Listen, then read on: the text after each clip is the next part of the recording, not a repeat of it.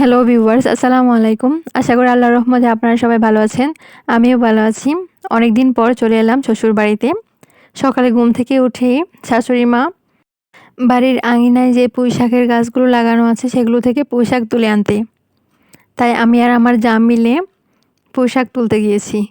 আমার যা পুঁইশাক কাটছে আর আমি দাঁড়িয়ে আছি। বাইরে অনেক কুয়াশা।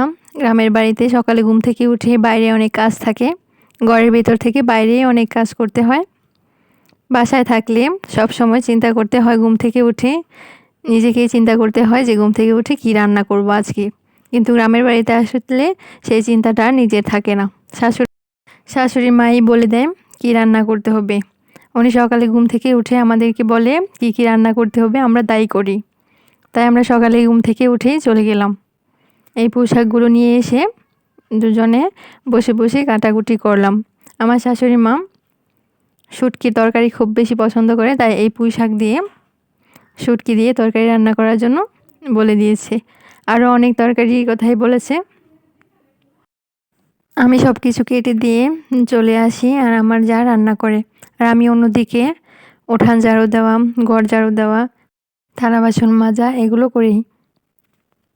এই তো পুঁইশাক তোলা শেষ, এখন আমরা চলে যাচ্ছি বাড়িতে। বাড়িতে আসার পর এই তো বসে বসে কাটাকুটি করছি আর দুই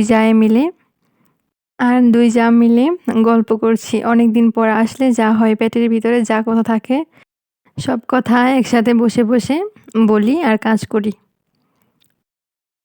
আমরা দুজনে সকালে ঘুম থেকে উঠে বাইরে কাজ করতে থাকি আর এই অন্যদিকে আমার শাশুড়ি মা সকালে ঘুম থেকে উঠে নামাজ পড়ে বসে বসে কোরআন শরীফ পড়ে আর আমাদের বাচ্চাগুলোকে দেখে রাখে ঘরের ভিতরে। এগুলোকে দেখে রাখার পর যখন একটু কুয়াশা কমে যায় তখন উনি ঘর থেকে এই বাচ্চাগুলো নিয়ে বের হয়। বের হওয়ার পর ওনার যে হাঁস মুরগি আছে সেই মুরগিকেও বাইরে বের করে এগুলোকে খাবার দেয়। আমরা যখন বাড়িতে আসি তখন কাজের চাপ অনেক বেড়ে যায়, রান্নাও অনেক বেড়ে যায়, তাই অনেক সময় লাগে। সব কিছু রেডি করে রান্না করতে অনেক সময় লাগে। এই জন্য দুজনে মিলে কাজ করলে একটু তাড়াতাড়ি হয়।